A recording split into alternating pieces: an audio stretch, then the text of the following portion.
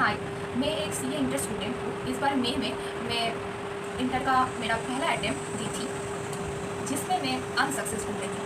हाँ, आपने सही सुना, मैं अनसक्सेसफुल रही। ये मेरा फर्स्ट अटेम्प्ट तो देने के हिसाब से था, लेकिन मैं बीच में डिफ़र भी की थी 1 साल का। बहुत टाइम लग गया। उसके बावजूद भी मैं ग्रुप 1 दी और फिर मैं पास नहीं कर पाई। मैं जानती हूँ ये बात डिसअपॉइंट होने लायक है मेरे लिए, लेकिन दुख मनाने से कुछ नहीं होगा, हमको आगे बढ़ना है।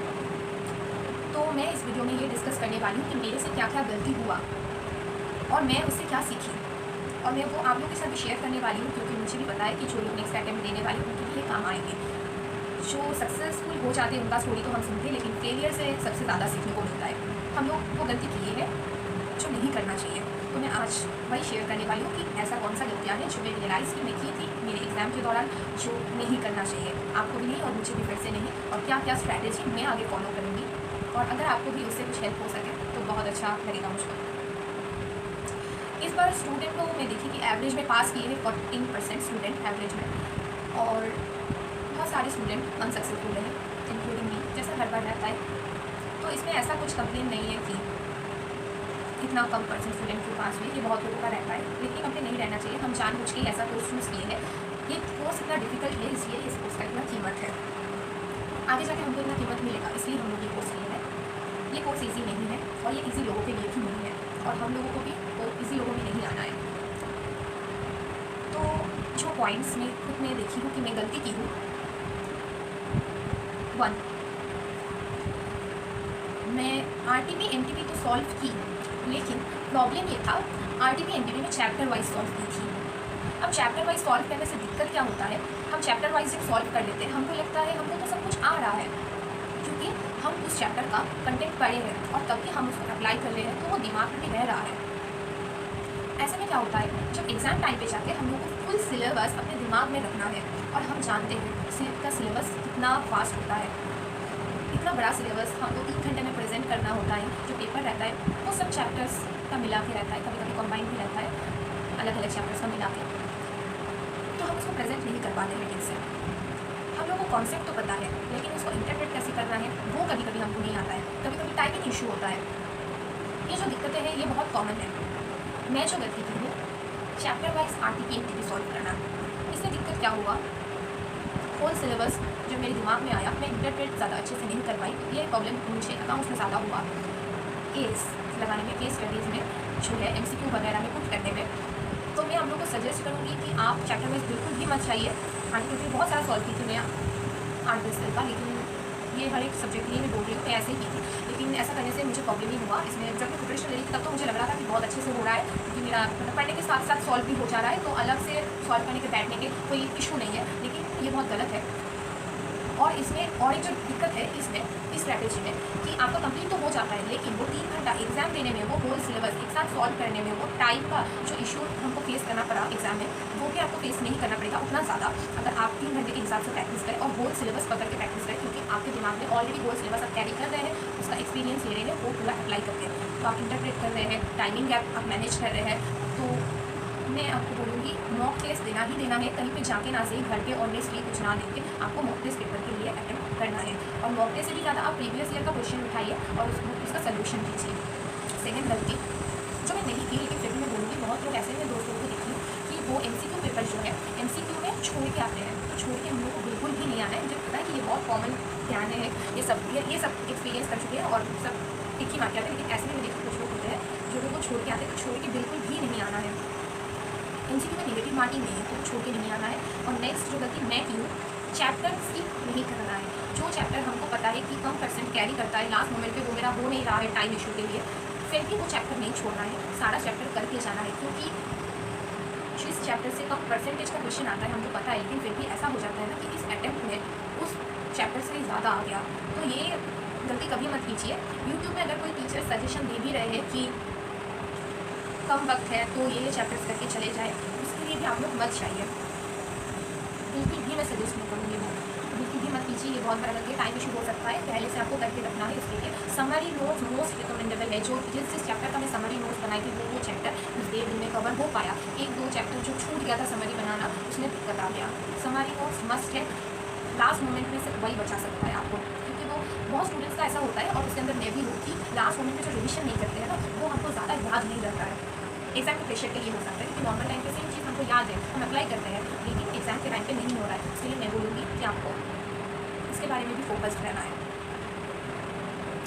नेक्स्ट गलती जो मैं की, पहले का एग्ज़ाम जो फर्स्ट पेपर से वो देखिए, जब आ रहे हैं आप उसका मार्क्स आपको कैलकुलेट नहीं करना है। ये बहुत लोग ही आपको बोले, और मेरी ये सेम चीज़ होगी, मैं मार्क्स कैलकुलेट नहीं की थी, लेकिन मैं उस मार्क्स को देख के मैं खुद को जज करने लगी कि अकाउंट से मेरा फर्स्ट पेपर जो कंपेरेटिवली ईजी रहता है, टैक्सेशन और लॉ में लॉ का मार्क्स ज़्यादा रहता है, तो उसमें मेरा अगर अच्छा नहीं किया तो नेक्स्ट जो पेपर है उसमें कैसे मेरा अच्छा हो सकता है। लेकिन ये बहुत गलत डिसीजन है। ये सोच के मेरा लॉ में भी नेक्स्ट ईयर में बहुत अच्छे से मैं करके गई, ये बात नहीं है, लेकिन साल में मैं अच्छे से करके गई थी, तो उतना ज़्यादा इम्पैक्ट नहीं पड़ा। लेकिन मैं सोची कि एग्जाम में आके कि उसमें एक्सटेंशन आ जाएगा और नेक्स्ट अटेम्प्ट के लिए मुझे वो फिर से देना नहीं पड़ेगा, लेकिन ऐसा नहीं हुआ। उसमें भी मेरा उतना अच्छा नहीं रहा, मेरा उतना अच्छा क्या बुरा ही रहा, क्योंकि मैं पास नहीं हो पाई। मेरा 38 आया है, तो वो क्लियर नहीं हो पाया। तो लेकिन उसकी वजह से मैं नेक्स्ट एग्जाम देने गई। टैक्स के दिन मुझे ऐसा लगा कि अकाउंट से बुरा गया, टैक्स तो सबसे हार्ड आएगा, और ऊपर से मुझे टैक्स में मैं उतना ज़्यादा अच्छा भी नहीं हूँ, तो मेरा तो टैक्स बुरा ही जाएगा, मुझे ये लग रहा था। एक पॉइंट ऐसा आया, मैं सोचने लगी, और मैं मेरे फ्रेंड्स के अंदर भी ये चीज़ देखी, इसलिए आपसे शेयर कर रही हूँ कि मैं मेरे फ्रेंड्स भी सुनी कि एक मोमेंट में जाकर ऐसा लगा कि जाए ही ना एग्जाम देने। ये डिसीजन जो नेक्स्ट एग्जाम देने के लिए ना ही जाए, ये डिसीजन बहुत गलत है। ये कोई भी मत लीजिए, क्योंकि आपको तो पता ही है जिस मोमेंट पे कि आप अटेम्प्ट आपका लगने ही वाला है, तो आपका नेक्स्ट एग्जाम में अगर आपको थोड़ा कम भी आ जाए मार्क्स, आपको क्या फ़र्क पड़ता है। आपको एग्जाम दे के और आपने 100% दे के देखना है, आपको एक्सपीरियंस लेना है, और 100% दे के ऐसा भी तो हो सकता है कि आपका बहुत अच्छा मार्क्स आ जाए उस पेपर में। मेरा टैक्स एक्सपेक्टेशन इससे भी कम था, मेरा टैक्स में 43 आया, तो पास कर गई। लेकिन मैं टैक्स के वीडियोज़ जो दिन है ना, उसमें मैं पढ़ी नहीं, साल भर में पढ़ी थी, लेकिन वो पिछले दिन ही जब एक होप छोड़ देते हैं ना, उनकी उसमें पास हो सकते हैं या फिर उसमें अच्छा मार्क्स पूरा कोशिश करें तो ला सकते हैं। लास्ट मोमेंट जब हम लोग यही छोड़ देते हैं, तब एग्जाम देने का मन नहीं कर रहा था, सोच रहे थे जाए कि ना जाए। ऐसा चीज़ें अपने दिमाग में मत रखिए, आपको जाना है, आपको 100% देना है। मैं 100% नहीं दी, और मुझे नेक्स्ट अटेम्प्ट का 100% देना है हर एक पेपर के लिए, चाहे वो जैसा भी हो। खुद के वीक से मैं कम से कम ये सेटिस्फाई रहूँगी कि मेरा 100% देने के बाद मेरा ऐसा रिजल्ट आया है। टैक्स में मुझे लगा कि और अच्छा कर सकते थे। लॉ के लिए मुझे लगा कि लॉ में मेरा बेस्ट दी थी, और चैप्टर में समरी बनाई थी, सब में एक चैप्टर छूट गया था, मैं जैसे आपको बोली। अकाउंट्स में मेरा मार्क्स कमा, MCQ में मैं फोकस नहीं कर पाई, MCQ के लिए लास्ट में जाकर मैं MCQ का फील कम टाइम मिला, टाइम इशूज़ था, और MCQ मुझे उतना अच्छे से आता भी नहीं था। मैं इंटरप्रेट नहीं कर पाई कि मैं जो बोली कि वो RTP सॉल्व करने वाला जो मेरा गलती था, उसके लिए मैं थोड़ा स्ट्रगल फेस की बहुत ज़्यादा। तो वो नहीं करना है नेक्स्ट अटेम्प्ट में, प्रॉपर स्ट्रैटेजी बना के Day 1 से पढ़ना है। और मेरा सजेशन यही रहेगा कि जो लोग इस अटेम्प्ट के बाद सोच रहे हैं कि आगे का नहीं पढ़ेंगे या फिर CS स्किप कर देते हैं, बहुत टाइम चला गया है, ऐसा मत कीजिए। आप बहुत मेहनत और बहुत कोशिश ऑलरेडी इस कोर्स में लगा चुके हैं। स्किप कर देना, छोड़ के चले जाना, ये कोई सल्यूशन नहीं है। हमको आज बहुत लोग ताना मार रहे हैं, ताना मारने दो, आज ताना मार रहे हैं, तुम छोड़ दोगे तो ताना मारना भी छोड़ देंगे वो लोग, ताना मारेंगे। ताना कब नहीं मारेंगे, जब तुम नेक्स्ट अटेम्प्ट में क्लियर होकर बहुत अच्छा मार्क्स लेके पास हो जाओगे, या फिर तुम बहुत सक्सेसफुल CA बन जाओगे। उसके बाद लोग ताना नहीं मारेंगे, सेम लोग ही तुम्हारी तारीफ करेंगे। और मुझे पता है, मैं ऐसा फेस नहीं की हूँ, लेकिन बहुत लोग ही, मतलब मैं मेरे दोस्त लोगों को ऐसा देखी हूँ जो लोग सुबह जॉब करके शाम को पढ़ के फिर एग्ज़ाम देते हैं, खुद का खर्चा खुद चलाते हैं, फिनेंशियली उतना स्टेबल नहीं है, वो खुद का खुद ही करते हैं। और CA का पढ़ाई जॉब के साथ कैरी करना इज़ नॉट ईजी। तो उनके लिए मैं बोलूँगी कि इतना मेहनत करके इतना आगे जब बढ़ ही गए हैं, तो पीछे क्यों मुड़ना। इतना स्ट्रगल जब झेल सकते हैं, तब क्लियर भी ज़रूर कर सकते हैं, और करेंगे, अच्छे मार्क्स से करेंगे। अटेम्प्ट करना मतलब ये नहीं कि लाइफ में सक्सेसफुल नहीं कर सकते, उसके बजाय हम क्या कर सकते हैं, स्किल इम्प्रूवमेंट कर सकते हैं, ताकि बाकी वीक से हम लोग आगे बढ़ पाएँ। जो लोग ये सोच रहे हैं कि इतना पैसा लगा चुके हैं, इतना टाइम लगा चुके हैं, अब कुछ नहीं हो पाएगा। एजुकेशन में जो खर्चा हम करते हैं वो इन्वेस्टमेंट होता है, कभी उसको खर्चा मत कीजिए, वही आपको रिटर्न देगा, ऐसे मत सोचिए। और जो इमोशनली बहुत वीक होते हैं उनको मैं कहूँगी ये ज़िंदगी का बहुत छोटा हिस्सा है। इस हार के बाद आपका जीत आ सकता है, और आएगा, ये यकीन रखिए। ये मत सोचिए कि इसके बाद कुछ नहीं हो सकता, मैं मेरा सारा एफर्ट लगा चुकी हूँ। एग्ज़ाम के अंदर और भी एफर्ट बाकी रहता है, हमको खुद का अंदाज़ा नहीं रहता कि हमारे अंदर कितनी क्षमता है। ये हमको रियलाइज़ होते होते बहुत लेट हो चुका होता है, हमारे अंदर बहुत क्षमता रहता है, इसलिए भगवान हम लोग को झेलने का इतना कुछ देते हैं। ये बहुत छोटा चीज़ है। हम लोग एग्ज़ाम दे रहे, कितने लोग हॉस्पिटल में बेड में लेट के अपनी लाइफ का एग्ज़ाम दे रहे हैं, जिनके पास वक्त नहीं होता है, हमारे पास हाथ पैर सब कुछ है, भगवान पूरा शरीर दिया है, जो लोग ऐसे सी स्टूडेंट्स बहुत लोग इतना प्रेशर में आके फ्रस्ट्रेटेड हो जाते हैं, सुसाइड कर देते हैं। मत कीजिए ऐसा। ज़िंदगी बहुत कीमती है, ये कोर्स भी बहुत कीमती है, मैं मानती हूँ, मेरे पास भी बहुत कीमती है। मेंटल सपोर्ट के लिए हर वक्त फैमिली मेम्बर्स, दोस्त या फिर कोई भी आपको हमेशा नहीं मिलेगा। शायद लोगों के जिसको कोई नहीं होता उसको भगवान होता है, शायद भगवान भी कभी आपका साथ छोड़ दे, लेकिन खुद का साथ खुद कभी मत छोड़ना। ज़िंदगी बहुत कीमती है, इसका कीमत दो, और खुद का जो वजूद है उसको हम खुद ही इम्प्रूव कर सकते हैं। हम आज जिस सिचुएशन में हैं, कल शायद मैं अपने ही इस फेलियर का वीडियो देख के सोचूँ, अरे तब मैं क्लियर नहीं कर पाई, अब मैं इतना सक्सेसफुल हूँ। शायद मैं तो हमेशा ये होप रखती हूँ कि एक दिन मैं भी ये वीडियो देखूँगी और मैं सोचूँगी कि उसको वीडियो तो बनाई थी, आज देख पा रही हूँ, उस दिन भी दाँत निकाल के हंस रही थी, आज भी दाँत निकाल के हंस रही हूँ। डिफरेंस है वक्त का। टाइम, हार्ड वर्क, खुद में सेल्फ बिलीव सब कुछ बदल सकता है।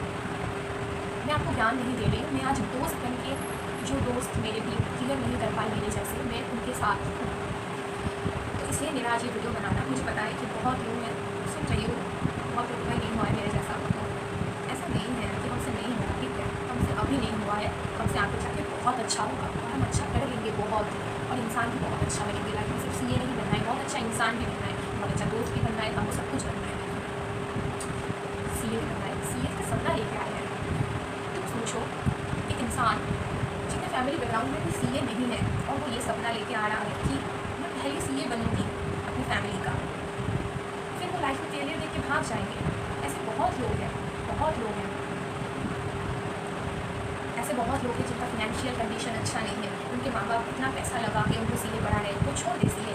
उनका स्ट्रगल सोचो, उनके स्ट्रगल के सामने हमारा स्ट्रगल कुछ नहीं है। मैं कुछ दिन पहले ही RRR कॉन्फ्रेंस में गई थी, फिर मैं देखी एक लड़की का हेयर नहीं था, तो किसी और इलनेस की वजह से भी हो सकता है, लेकिन उसको देख के मुझे समहाउ लगा उसका हेयर कि शायद उसको कुछ सीरियस इलनेस होगा। लाइक मेरी मम्मी भी एक कैंसर पेशेंट सर्वाइवर है अभी, तो मुझे देख के लगा कि बेबी वो कैंसर से जूझ रही है, लड़ रही है। तो उसके अंदर इतना क्षमता है कि वो इस डिफ़िकल्ट कोर्स को भी, शरीर का ये सिचुएशन देख के भी वो इतना हार्ड वर्क कर रही है कि वो लड़ रही है, उसको सीए बनना है और वो सपना देख रही है कि वो बहुत आगे जाएगा ज़िंदगी में, और ज़िंदगी बहुत आगे है भी उसके लिए। तो तुम भी देखो, सब दिमाग का खेल है। हम दिमाग से खुद के ऊपर से यकीन उठा लेंगे, वो यकीन नहीं करने वाला भरा पड़ा है, कोई यकीन नहीं करेगा हम पे, है ना, कोई यकीन नहीं करने वाला है। तो कुछ स्ट्रैटेजी बनाना है डे 1 से, जो मैं खुद करने वाली, तो मैं लोगों के साथ शेयर कर रही हूँ। कोई ऐसे मतलब खुद तो फेल कर गया अब आ रही है वक्त में, ऐसा नहीं है। मैं शेयर कर रही हूँ कि जैसे मैं स्ट्रैटेजी बनाऊँगी, मुझे बुक थ्रू देना है तो बहुत अच्छे से पढ़ाई करूँगी। और मैं ये भी चाहूँगी कि जो लोग बहुत मेहनत करके पढ़ रहे हैं, भगवान उसको भी क्लियर करा दे। जो लोग इस बार क्लियर कर चुके हैं उनको भी बहुत अच्छे से वो लोग पढ़े, सीए फाइनल में बहुत अच्छा मार्क्स लाए और सीए बन जाए, सबका सफ़र बहुत अच्छा रहे। डिफ़िकल्टीज आएगा ही, आज ये डिफ़िकल्टी नहीं आता तो मैं बहुत ज़्यादा पॉजिटिव सोच रही थी, लेकिन आज अगर ये डिफ़िकल्टी नहीं आता तो शायद आज से 5 या 6 साल बाद मैं सक्सेसफुल होगी, तब मैं ये सोच नहीं पाती कि इतना एफर्ट्स के बाद हुए हैं।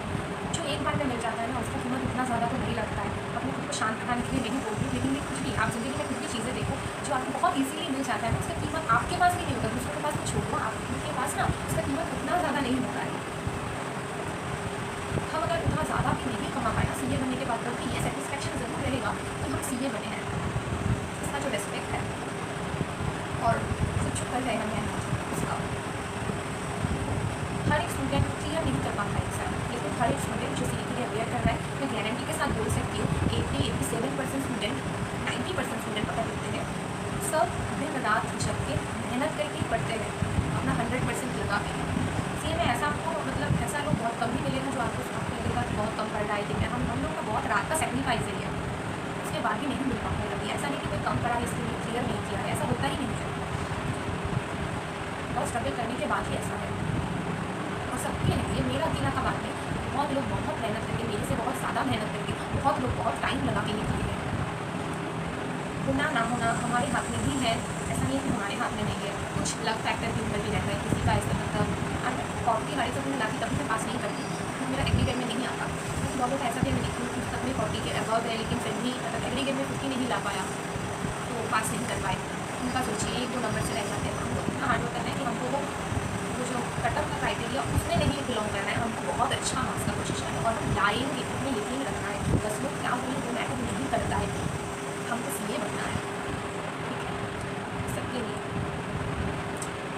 ज़िंदगी मत छोड़ो सीए, ज़िंदगी भी ख़त्म नहीं हो गया है एक एग्ज़ाम से या फिर एक अटेम्प्ट से। फिनेंशियल इशू में समझ सकती हूँ बहुत होता रहता है, कोशिश करते जाओ, इतना आगे बढ़ चुके हो तो तुम्हारे अंदर ये क्षमता है कि तुम और भी आगे बढ़ो, तुम इतना अच्छा सपना देख सकते हो तो तुम उसको रियलिटी में भी बदल सकते हो। खुद के ऊपर यकीन रखो और ये ज़रूर होगा।